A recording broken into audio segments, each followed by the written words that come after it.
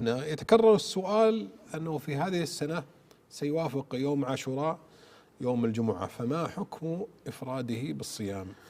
الحمد لله رب العالمين، وصلى الله وسلم وبارك على عبده ورسوله نبينا محمد وعلى آله وصحبه ومن اهتدى بهديه واتبع سنته إلى يوم الدين.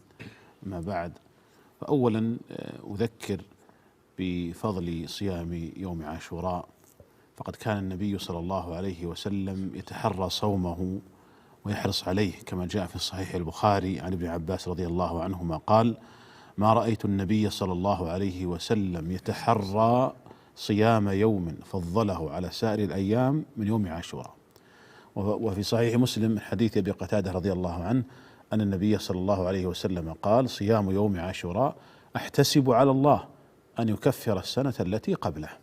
فعلى المسلم أن يحرص على صيام عاشوراء، وعاشوراء يوافق يوم الجمعة القادم إن شاء الله، والسنة أن يصام قبله يوم وهو الأفضل، أو بعده يوم، يعني يكون الصيام يومي الخميس والجمعة أو الجمعة والسبت.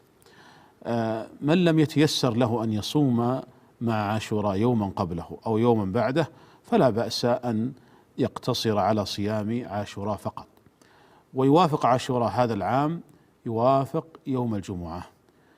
وهذا لا يدخل في النهي الوارد من النبي صلى الله عليه وسلم عن تخصيص يوم الجمعة بالصيام، كما في قوله: لا تخص يوم الجمعة بالصيام من بين الأيام، لأن من سيصوم الجمعة منفردا إنما يقصد بذلك عاشوراء، ولا يقصد تخصيص الجمعة لكونه يوم جمعة، إنما يخصصه بالصوم لكونه عاشوراء، وهذا لا بأس به، كما لو وافق يوم عرفة يوم الجمعة وصام يوم عرفة لكونه يوم عرفة وليس لكونه جمعة فلا بأس بذلك.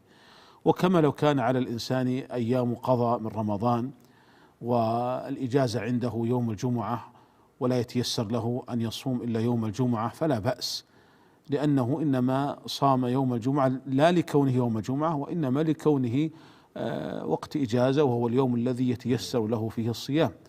فالمنهي عنه تخصيص يوم الجمعة بالصيام لكونه يوم جمعة، ولهذا قال عليه الصلاة والسلام: لا تخصوا يوم الجمعة بالصيام من بين سائر الأيام. فتأمل قوله لا تخصوا، فالممنوع هو التخصيص لكونه يوم جمعة. أما إفراد الجمعة لمعنى آخر ليس لتخصيصه لكونه يوم جمعة فلا بأس. وعلى هذا فمن أراد أن يقتصر على صيام عاشوراء فلا بأس أن يقتصر على صيام يوم الجمعة. هل وهذا يتكرر أيضا السؤال: هل الاقتصار على صيام يوم عاشوراء فقط يتحقق به الأجر، أم لا بد أن يكون بصيام يوم قبله أو بعده؟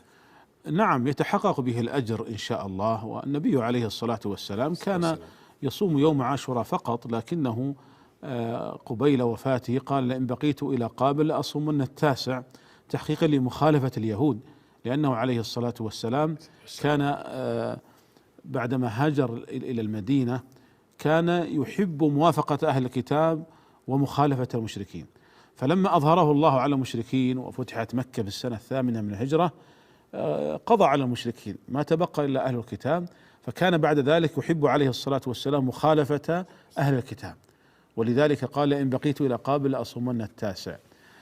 على هذا نقول إن من اقتصر على صيام يوم عاشوراء فهو على خير ولا بأس بذلك، وينال الأجر إن شاء الله، لكن الأفضل والأكمل أن يصوم معه يوما قبله أو يوما بعده، هذا هو الأفضل والأكمل.